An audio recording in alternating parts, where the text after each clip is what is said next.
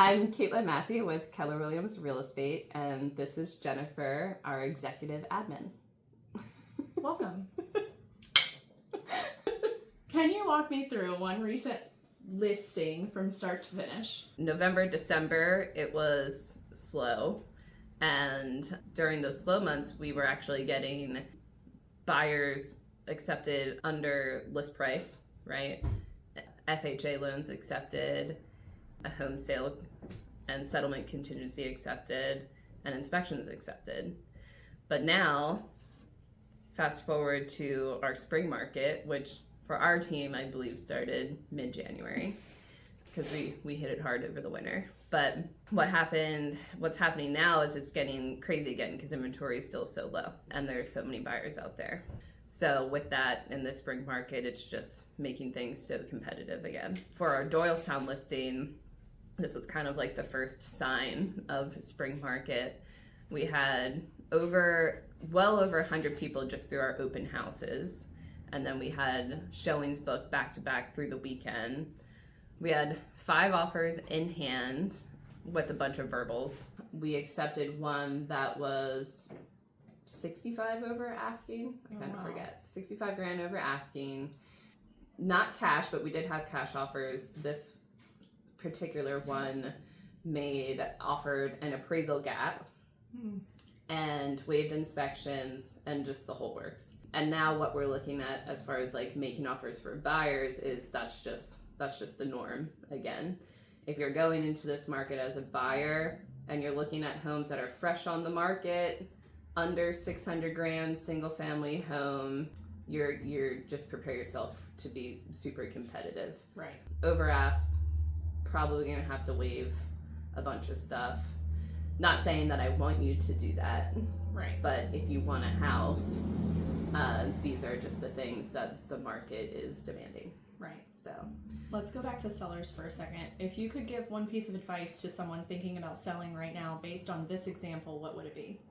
I mean, you're gonna get the most for your house anyway. It's still a seller's market in our area, but if you want the absolute most out of your home, still just dress up your home and stage your home like it's not gonna sell.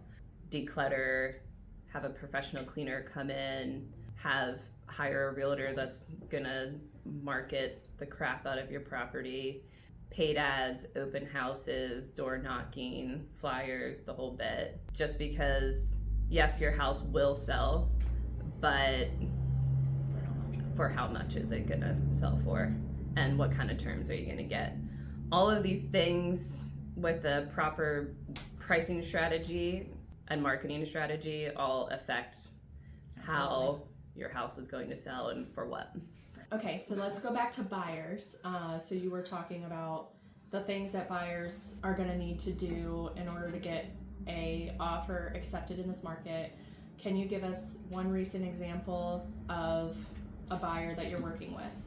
Recently, a home in Upper Gwinnett, single family home, listed at $499, completely updated, over an acre of land. This home was like, I mean, they priced it, in my opinion, actually too low. It was easily a $550 home, just to start. With that being said, they got 20 offers in on this home. And we were about to win it, but then another offer came in last minute and beat us. What his offer looked like was 80 grand over ask, a 25 grand appraisal gap, waived inspections, a conventional loan with 10% down, a $20,000 earnest money deposit, and whenever they wanted to settle, and then a 2-month free lease back. Wow. And we still didn't get it. Yeah. And here's also another tip. So, because people ask me this all the time, what's the deal with, and this is also for a lender to answer, but they're like, if they're offering the same amount, but their down payment, they're offering more of a down payment, why do sellers like that more? Well, because more money says more security, right?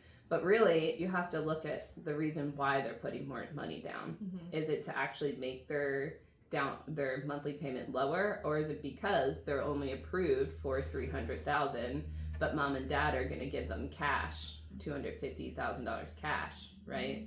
So are they actually pre-approved for closer to 6, or are they only pre-approved for 300? Right.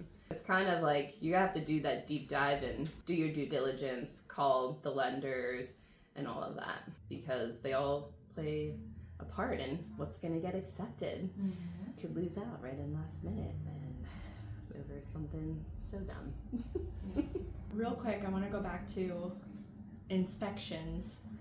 Kind of speak to how you handle the inspection conversation and what should buyers expect. With this market, a clean offer is most likely what's going to get your offer accepted. If the house has been listed for, I would say, more than 2 weeks and there's no other offers, then yes, by all means, like, offer your standard offer with your inspections and all that stuff. And it's ultimately what you are comfortable with. I am not going to tell you to waive inspections or even get inspections. That is ultimately up to you. I am just information giver. And I try like hell to get as much information as I can, but ultimately it's up to what I can get out of the listing agent and see, are we working with other offers or are there no other offers, right? And that all plays a part on how clean we're making our offer, right? As soon as a house gets listed, we immediately book it and then we go see it. Now, if they like it after that first showing, then we immediately book what's called a walkthrough inspection with our inspector. It's $290. You do not get an actual written report, but he walks through the property with you for an hour and you take your notes, and then you can decide from there if you still want to move forward with this offer. Now, you're not going to get that $290 back, but maybe you're comfortable enough to make an offer higher than the other ones and cleaner by waiving those inspections on your offer. So that's kind of like one way around it, because like I said, we want our buyers to feel comfortable too in purchasing a home. So with that being said, be careful on what advice you're getting and which offer you do accept, because if you're on the agreement of sale, if you are selecting waived inspections, that means you are waiving those 2 lovely pages of that inspection contingency.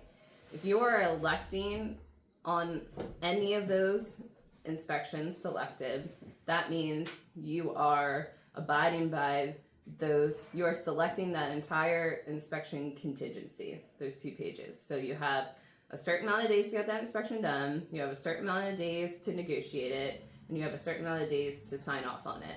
So it's one or the other. You can't select an inspection and then say, for information purposes only. No, because the buyer can still back out of the deal if they don't like something, right?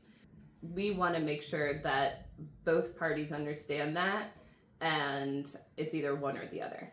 And that's why when we go in and we talk to our buyers about it, we say, all right, is there anything in this report, or is there anything that came up that you're going to go under contract for that would make you back out of this deal, right? So any huge red flags, foundation issues, roof issues, mechanical issues, all that stuff. Is it worth it to back out, right? So these are all things when you're thinking about inspections, it's a big deal. So we go through those motions and we talk about all this stuff when we're making our offers and also accepting on the seller's side. So give us a quick last thoughts on the market. The market right now? Just the market right now. Sell your home. I love it. Sell your home right now. Okay. Our buyers need homes, and you're going to get top dollar for it. So, all right. That's it.